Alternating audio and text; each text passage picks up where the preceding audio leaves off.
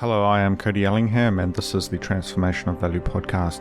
Now, today we talk with Bitkiwi Paul, and we do a bit of a retrospective on the most recent Bitkiwi meetup in Wellington, how it went, what we learned, and what we're looking forward to for the next upcoming Bitkiwi event down in Christchurch next month.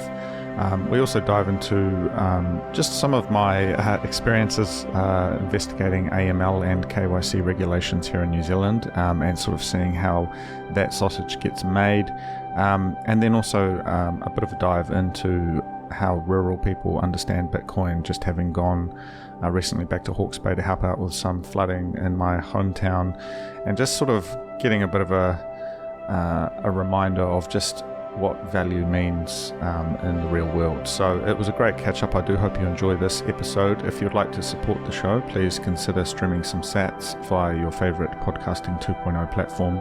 Otherwise, on to the show. Bitkiwi Paul, welcome back. Good to be here. Good to be here. We've had a couple of weeks since Bitkiwi 3 here in Wellington, and I wanted to catch up with you and sort of debrief on how it went, the successes, kind of what has evolved for you and the Bitkiwi crew, having done a couple of these events now. I mean, give me your take on how Bitkiwi went this time around. This time around, it was awesome. Had a great time. I really enjoyed talking with the people that were there.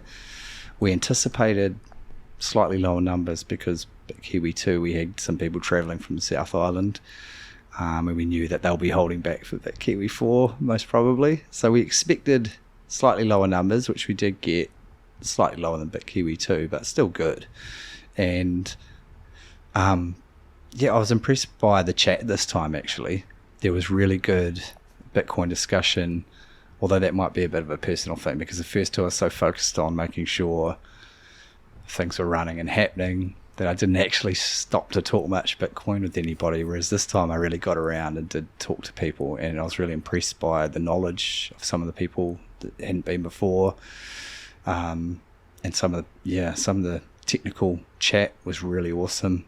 And what I love most about it is so many people are just happy that there is something. Like, you get people turning up and just like, oh man, I'm just so stoked that there's Bitcoin is getting together somewhere. And so that makes you feel really good organising it, obviously. But yeah, and there was a lot of Satoshis passed through the system this time. So it was the highest amount of drinks brought out of all the Bitkiwis, despite slightly less than the Bitkiwi before. So people love engaging with the Lightning Network and just doing that, which is really awesome.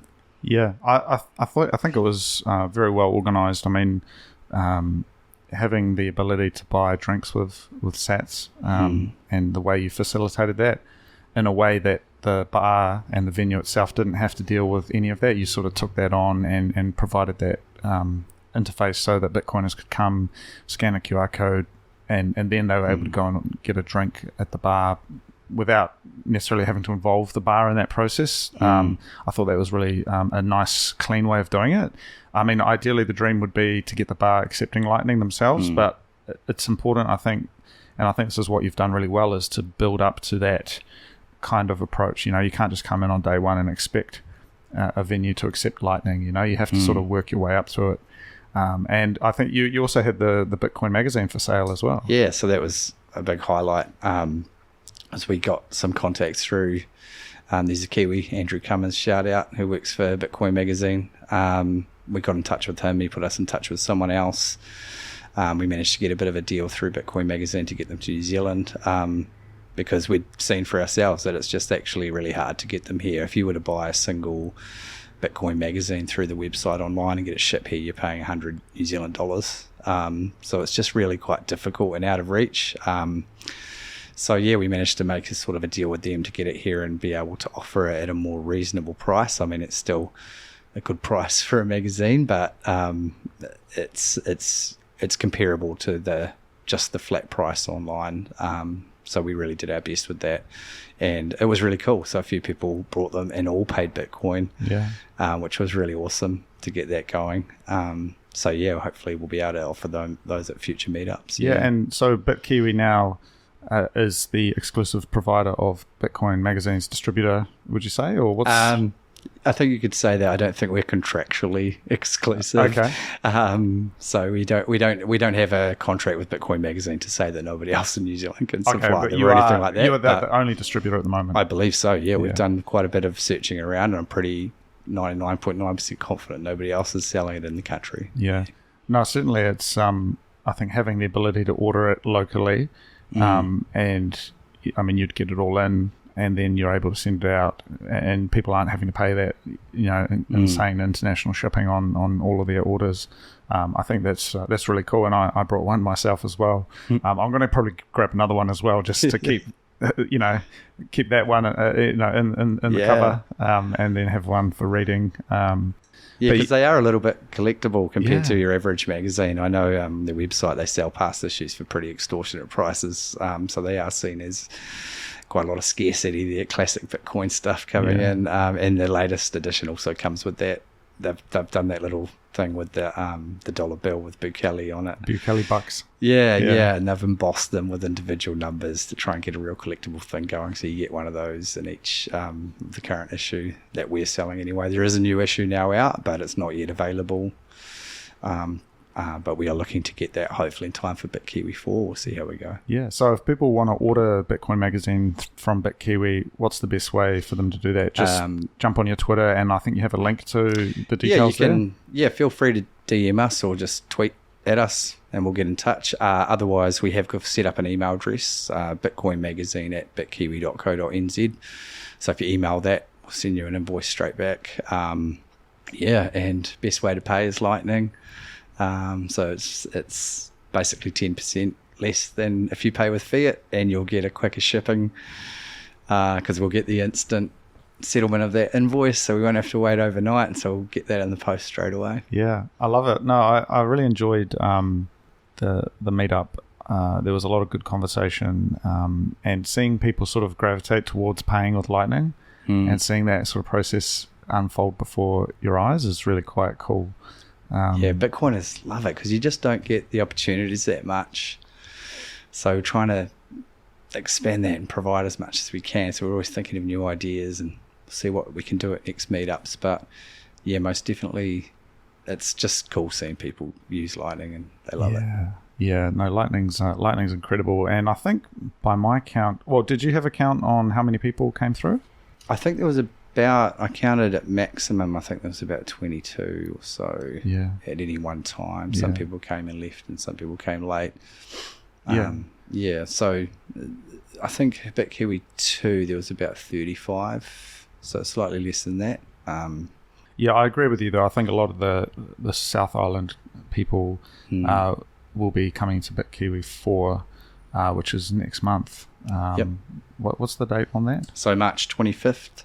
2 p.m. at the Bealey Quarter in Christchurch, Bealey Avenue, I think it is. Yeah. Not an experienced Christchurch traveller, but we did a lot of work trying to find a venue that would sort of fit in the same way that we do it in Wellington, and this one seems to fit, and they seem happy to have us. Yeah, so see how it goes. Wow, excellent. Yeah, I'll be going down. I bought my tickets. Nice. So I'll see you there, and it'll be good to catch up with a few of the guys who I haven't seen since last year. And I know there's certainly a lot of Bitcoiners floating around in Christchurch because just before Bitkiwi 3 the other week, I caught up with HG, who we did an episode with just before we came over to the meetup. And, there's really a scene down in Christchurch, There is, I've got a feeling about it. There's a few guys there. I know they're having their own occasional meetups and things and doing things, and they've found that the Cambodian restaurant that accepts Bitcoin that they like to go to, which is awesome. It does feel like there's a scene down there. I feel like there's a bit of activity on our Twitter from South Islanders, because I know there's Rob and Queenstown, Brandon and Dunedin. I think, I haven't double checked, but I think they might both be travelling up for it. I'm pretty sure Brandon is. I haven't actually checked with Rob, but there's a few around the South Island hopefully that can get to Christchurch. There's a nice little centre there to get them. Well, one of the other interesting conversations of many that were had at Bitkiwi 3, I was talking to a kind of an ex-farmer type who came down from Hawke's Bay, and I sort of grew up in the countryside, so I sort of have an affinity for that way of thinking, and having gone back recently just to help out with some of the flooding in Hawke's Bay, I've come to really realize, I don't know, the way rural people sort of understand value, the way they see things, it really kind of fits. And I've had a few other data points that support this idea that I think people who are working with the land, people who work with agriculture, farming, that sort of thing, I feel like they're a lot more able to understand what Bitcoin means in a way that you maybe would more easily dismiss if you're in the city or a digital kind of white collar worker. And I just wanted to get your thoughts on that. Definitely, and you can see that in Bitcoin. It does fit because I can see a connection there where the farmers are providing food directly. So what they're doing every day is hands-on, actual value in their hands of what they're getting to people. And, us white-collar workers in the city and whatnot, we're outsourcing all of that stuff. We're picking up our meat at the supermarket. We're just using outsourcing to get all that value. We're not directly doing that, so maybe haven't quite got that physical connection with things. So I do feel like it resonates with the farmer when they are creating direct value and then receiving or exchanging value, direct value like Bitcoin, rather than a middleman in the fiat system. Well, it's interesting because even though it's digital, it's physical in the sense that it is a kind of a tangible thing. Like I think that's what this individual that I was talking to, and it was a great conversation. I think we were sharing that conversation together. But like the way the farmer sees, say, a plot, a piece of land, like fallow land that hasn't got anything on it, you don't. It's not worthless just because it hasn't got anything on it. There's no crops or anything. It's like it's all about the potential value. And so if you go around measuring the value of a farm day by day, it's kind of like the same as looking at the price of Bitcoin. It goes up, it goes down. Like it doesn't really matter.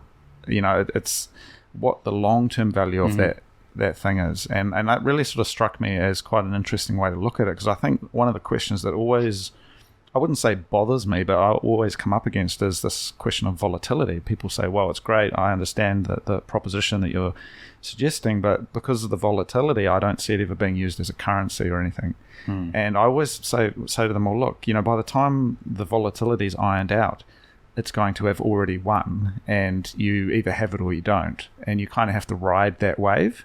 But taking kind of that, the way you'd look at, say, like a piece of land is like, yeah, there's work that needs to be done. There's proof of work to develop that land. When it's fallow and it's empty and it's autumn and there's nothing there, that's not to say that land is worthless. It just needs a bit more time. And for us, it's 4 years at a time. For a farmer, it's the season. But that kind of way of thinking, I think, comes through for both the farmers and the Bitcoiners in an interesting way. And you're seeing it catch on with this whole beef initiative and all these kinds of things overseas. You can see that it actually is resonating with that particular culture and area. But it's interesting what you were just saying there about volatility. That's such a common statement, but again, that's just, you can just talk about that for a second. Like, you think about, like, it was good comparing it with land. I like that. And also you think again, I so often come back to the internet with Bitcoin, but internet is revolutionized communication. If you had said to someone, this is going to be the primary medium of communication back in like 1990, they'd be like, well, the connection is volatile. Like, how I can't rely on this dial-up connection. This could happen, that could happen. The phone line goes down. We can't have a primary method of communication that is this unreliable. Like, it's really a very similar kind of argument. Volatility is a sign of the earliness. And in the long term, I just don't see that as any kind of issue at all. Yeah, and I think it's almost flipping it. It's like once you're on a Bitcoin standard, which is certainly where I am at, it's like I see it more like, 100 sats here, 1,000 sats there is not a lot in dollar terms, but it's certainly a lot in 10 years from now. And that thinking is, it feeds into everything we always talk about, but it's like you start to plan things differently and it starts to change your outlook. And that was another learning that I had just helping out with this flood recovery in Hawke's Bay, looking at, it was in, my family's place in a rural area, and, there's the waters came up as about a metre of water and about half a metre came through the house. And looking at how we were able to basically use what was around us to instantly salvage the house and kind of do the recovery in a way that we couldn't have done if it was a city or you didn't have any of that stuff. And so what I mean is, we had generators, we had tools, we had a freezer of food and meat and a few other things, so that basically as soon as my brother and me arrived, we were able to get to work and start cleaning out the house and kind of do the proof of work. And there was all of this equipment lying around that we were able to instantly redeem the value from.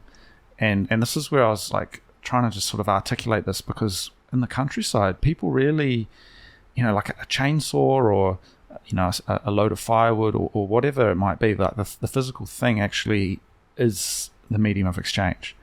And you see this quite a lot, it's like, you drop a load of firewood off, you get a load of meat, you exchange a chainsaw for an air compressor, these kinds of barter type scenarios. And, sometimes there's money involved, but often it's like that direct exchange.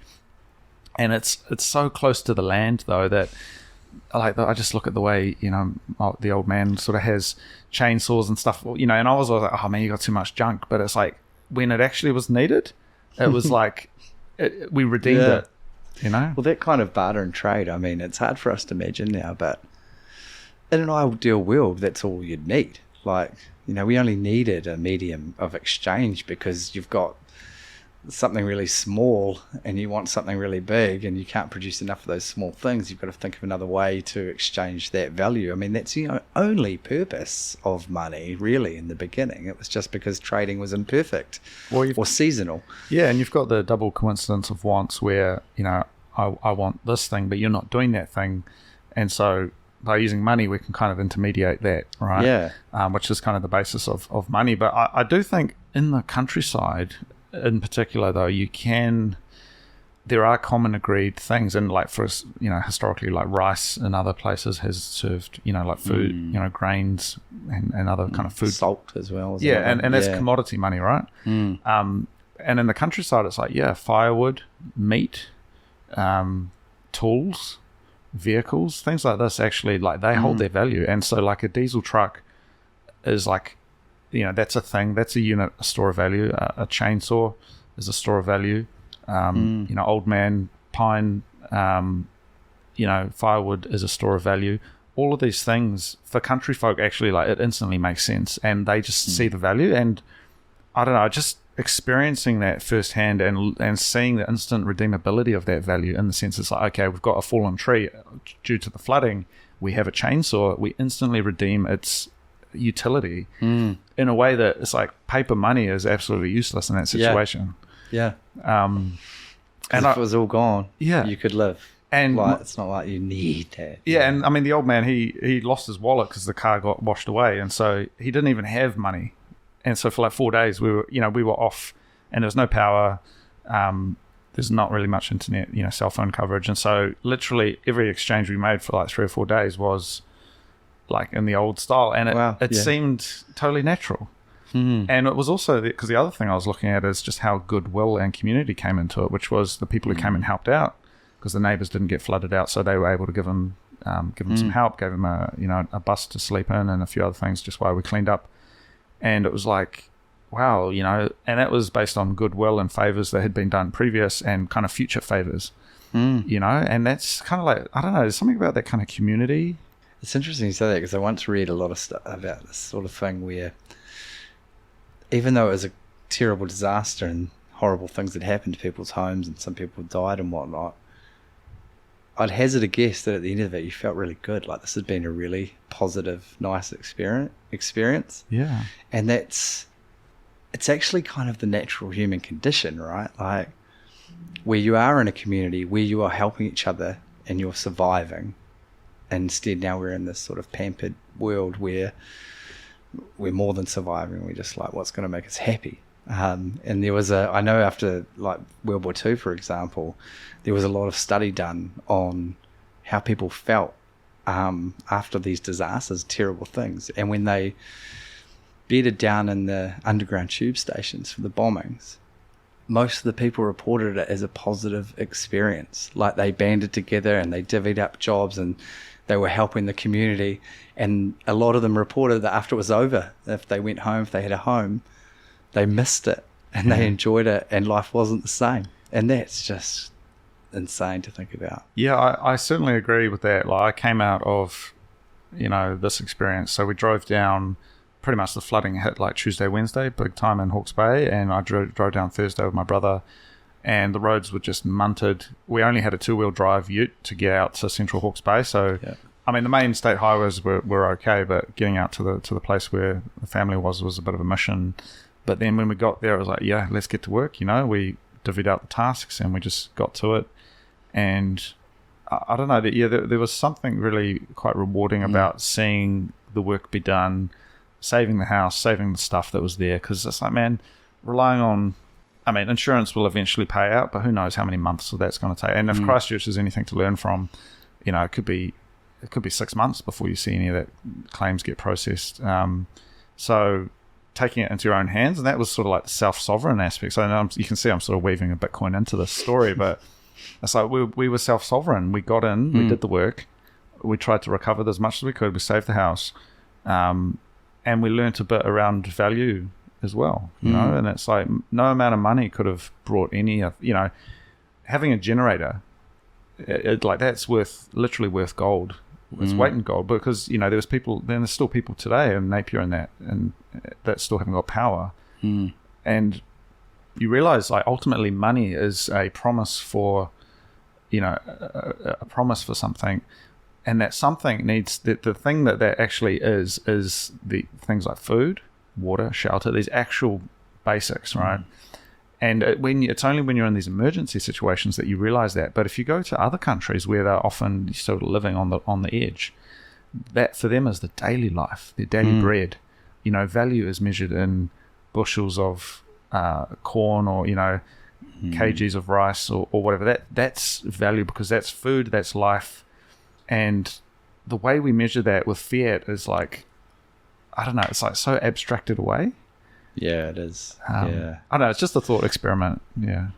Bitcoin's definitely closer to reality than the abstract of fiat. I feel it's more representative of that. It's no nature, but it's more true, like taking out that peer-to-peer value exchange. That's what it's got in common, I guess, really, when you barter and trade with somebody, goods for goods. And now you can transact peer-to-peer with Bitcoin value directly with them. It really reduces that abstract nature, I guess. Well, this is interesting, because circling back to a conversation we had earlier around cash and my New Year's resolution to use cash, this is literally, a case study for that, which was, the power was out in a lot of places, but just where my family were, there were no shops. It's the countryside. There's nowhere to spend money.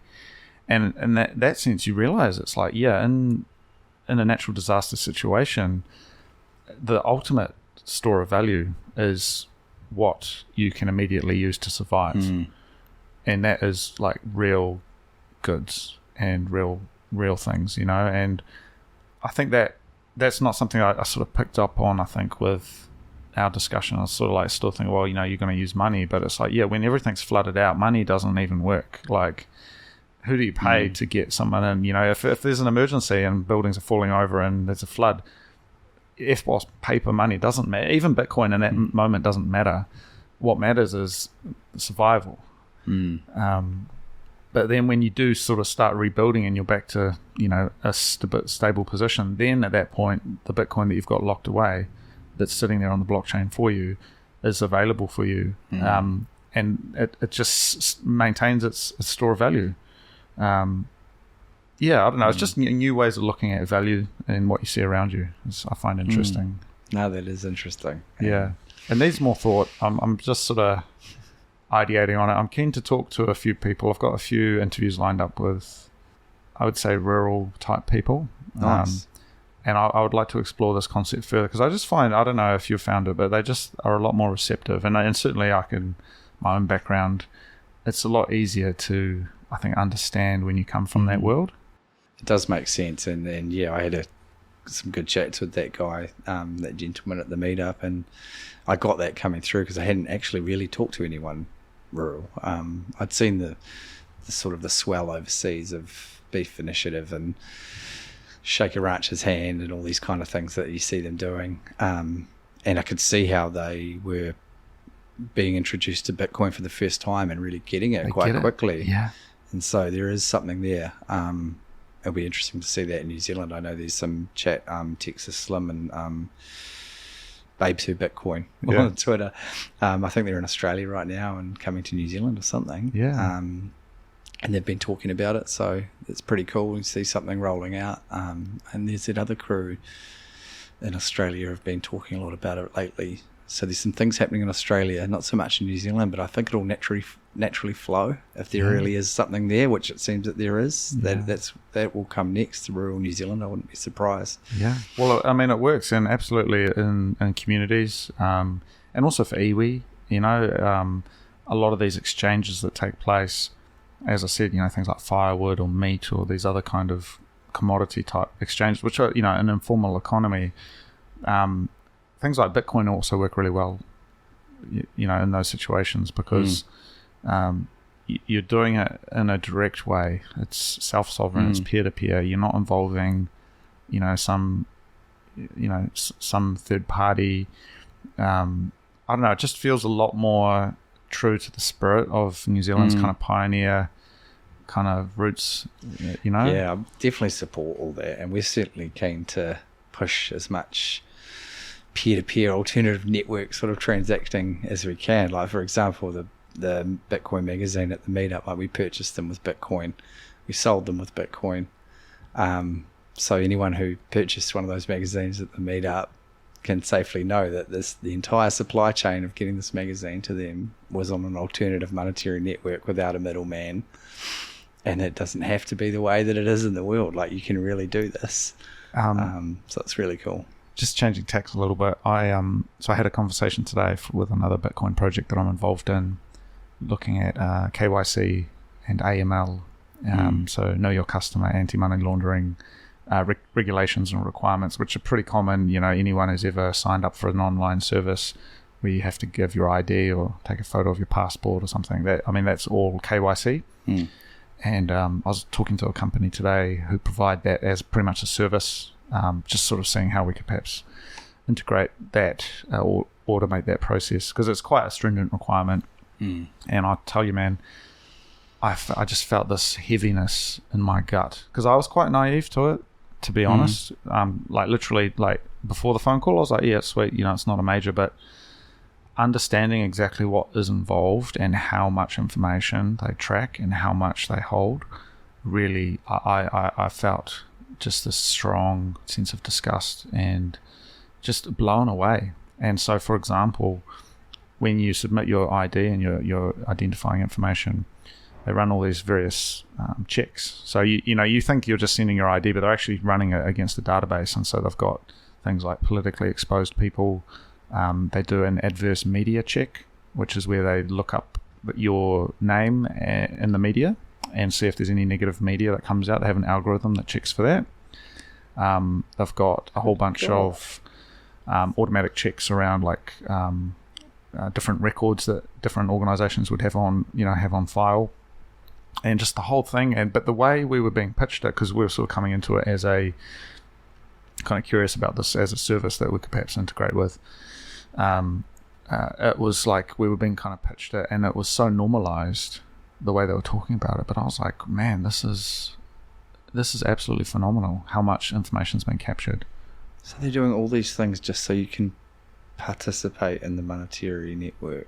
Yeah, well, wow. Whatever the services that you're wanting to sign up for would then integrate with this organizer, and there's many of these providers out there to run your details, kind of, offload that data to these people who would check it against all of their databases and sources and basically give you a tick or a cross whether you're a legit person that can be given these services. And if it's a cross, whether it's something you said online or some piece of media that was negative about you, then there's like further investigation. So it's just, sorry, I'm probably not giving you the full picture of it, because I was in shock actually.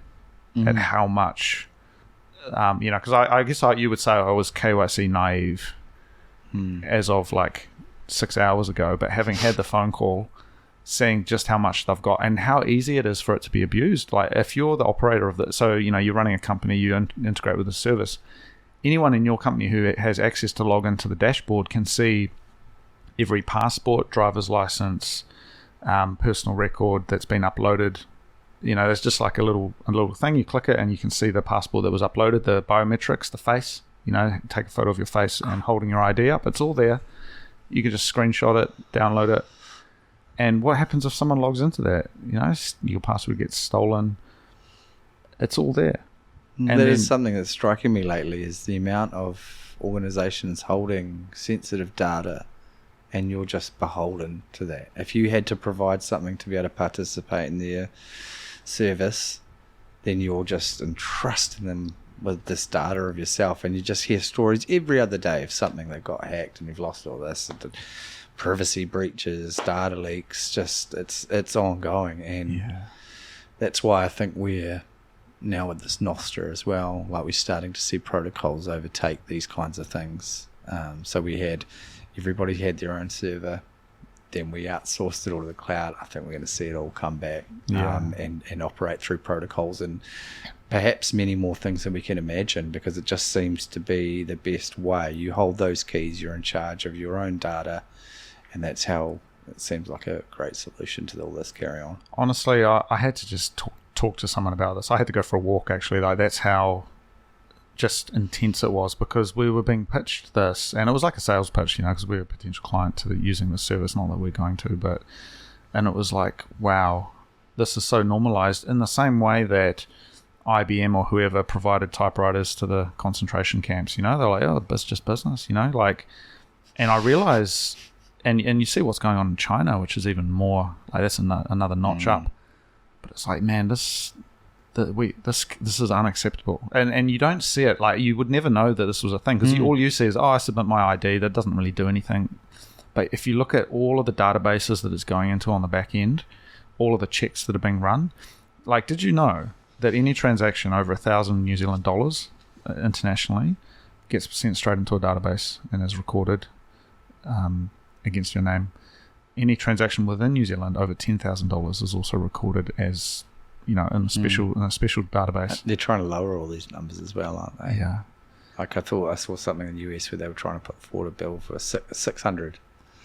And it's going to converge on the CBDC, right? Mm-hmm. And that's then they've got easy access to all that data. It's all there. Yeah. So that was my kind of rebuttal to. I still think there's a lot of work for everyone to do, but wow, seeing it and being pitched it in such a way, I was quite blown away. But then you go out and you see how Bitcoin just works. It's easy. Goodness emerges. People are just doing the thing that they need to do. It's like, none of this stuff is for our protection. It's not to stop money laundering. All of it is to control, because money laundering still takes place, and it's actually the banks who facilitate it. And it's like, when you start to think like that, it's like, yeah, you can see just how it's like literally clown wheel, black is white, up is down, left is right. Well, it's one of those weird things, because to produce a system like that, you've had many, many, many people involved performing a little step along the way of that system. And I would assume that almost all, if not all, of those people would not have the thought that they're trying to control anything. They're just doing their part, their job. Just doing their job, yeah. Yeah, and they're like, well, maybe if we do this, less people get ripped off, or they genuinely think that this is serving some good. But that's the collective. You end up in this place, but nobody in that process has an intention of going to this place, but this is where it goes. And that's why we need self-sovereignty. But that's also why Bitcoin will win. I mean, I don't think we actually have the same viewpoint on this, but I'm very relaxed in the view that Bitcoin is a complete inevitability. I feel no urgency to fight some forces to make it help Bitcoin win. Like talking with Rob of Accept Bitcoin is excellent, because I like his viewpoint of he's working really hard at it because we can speed it up, but I don't think we're needed to make it happen. I'm very comfortable and of the viewpoint that Bitcoin is going to be the world's store of value, medium of exchange, unit of account, all the rest of it, everything, I feel. And it's just a matter of time. And so when I hear these things, I actually feel quite good, because they're just all reasons why Bitcoin will win. There's just too much cost, too much barrier in the existing fiat system that Bitcoin just defeats it on every metric so easily. Yeah, I hear that. Like, I don't think. I mean, what does the future even look like, right? There's branching paths, and I think we all have free will, and we can choose what we focus on. I think I would lean towards trying to bring that time horizon closer to now, and if there's anything I can do to enable that dissemination of information, and I guess building the lifeboats, as I think a lot of people see this process as kind of bringing others on board, and certainly helping people I care about to get onto this, because there will be places who choose, because it is a choice, to turn their freedom, to give away their freedom in exchange for this control. There will be people who choose that, and you can't help those people, but for the people who choose freedom, we can help them, and we have the tools available now. And it's just even historically, it's like, who chooses to be free and who chooses to be unfree? I mean, it's a question that goes back many thousands of years, because all it takes is people to stand up and do something about it. And we're so lucky in the sense that a lot of the work's been done. Like, Bitcoin's there, you just got to use it. Yep, I definitely agree.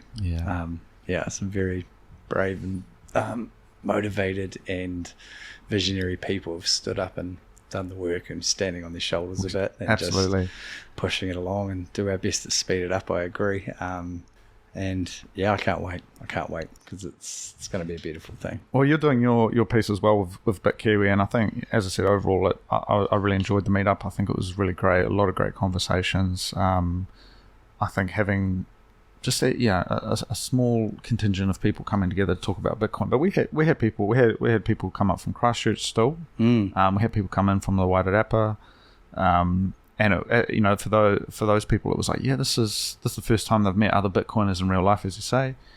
There's something special about that moment, because you just sort of instantly click, and you're like, these are my people. Yeah, there was a new guy there. I loved it.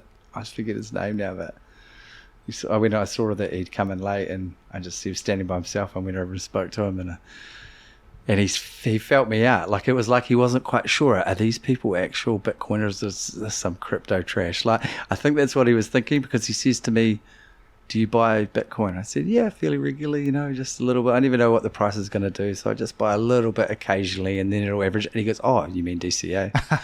And I was like, yeah. And then he was like, oh, sweet, I'm in the right place. And I was like, okay, this is a real Bitcoin. He was feeling me out. Are these my people? It's interesting how the wider crypto world is also sort of, I don't know, just sort of the change, crypto, right, with air quotes, but how a lot of that sort of grift has sort of just evaporated, and now it's all turning into AI grift.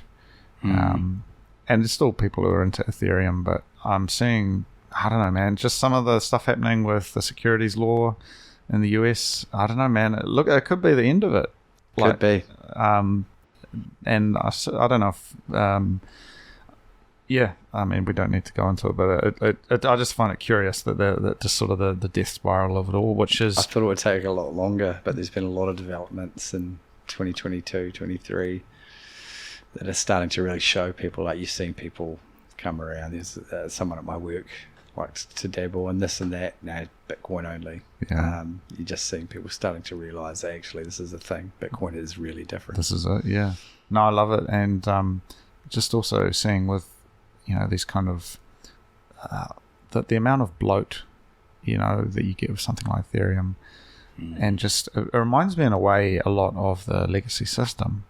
Like, they're putting patches upon patches, and they're always, it's this and that, and they're changing the goals, and the goalposts are moving, and it doesn't know what it is, and in a way it feels like the scramble of Ethereum, and it mirrors the scramble of late stage fiat.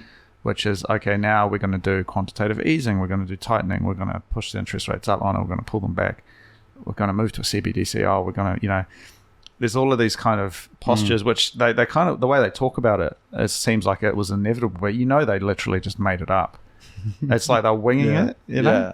I mean, the shift to proof of stake is just, that really is the cryptocurrency version of the fiat world. Like, you're really introducing something quite similar to the Cantillon effect, where suddenly the people with the most in the Ethereum world have access. And they get more. And privilege to the most. And it really mirrors that system. It's the antithesis of Bitcoin. I don't know where the psychology of that came from, though. Like, how did they arrive at that? It's as if there's like no real understanding of the meta, macro, and kind of environment. Like, it's as I always feel like it's as if they're looking at it as a computer software engineering problem, and they never take into account the classic human action, Austrian economics, psychology piece, or even just understanding how humans work. It's like they're not exposed to that, and they're like, well, we'll just do proof of stake and da-da-da. But it's like, no, that's not how it works. Like, you've literally just recreated the problem that Bitcoin set out to solve. That's right. I don't know, man. It's maybe it's just a way of thinking that maybe developers, engineer types, that they're so in their zone, and they're like, oh, well, we've got this thing that we're doing, that they can't see the broader picture. And that's why I come to appreciate just how much vision Satoshi had for not just the code, but the wider kind of the incentive structure. Yeah, for sure. Couldn't agree more. But anyway, look, you would be busy preparing for Bitkiwi 4. Hopefully it's going to be, I'm expecting it to be a pretty big turnout. I think it's going to be good. Have you got anything else to add about that, or any other developments on the Bitkiwi front? No, not really any developments. Just, it does take a lot of work and a lot of effort to put them together. It's worth saying as well, like, a lot of that effort, though unseen, is critical, and so I certainly appreciate it, and thank you for doing all of this, because I know just how much goes into making it so smooth and seamless.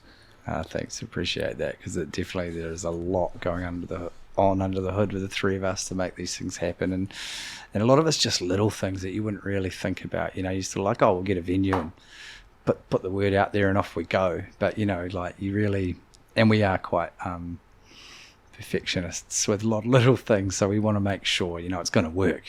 Systems aren't going to fall over, and people are going to know where to go. It's nice and clear, and we really go all out to do that, and a bit of cost involved as well, but we love it, so we're just going to keep going, improving them, making them better. So nothing to really announce other than Bitkiwi 4 come along, and the following month we'll be back in Wellington for Bitkiwi 5 on April 29 for the North Islanders. Yeah, sweet. All right. Yeah. Well, that's that's Bitkiwi 4, March 25th, 2 p.m. at the Bealey Quarter in Christchurch. So sounds good. All right. Well, thank you very much, Bitkiwi Paul, and we'll see you in Christchurch anyway. I'm sure me and you might catch up in between now and then, but otherwise we can all touch base in Christchurch. Awesome. Thanks for having us, Cody. Thank you.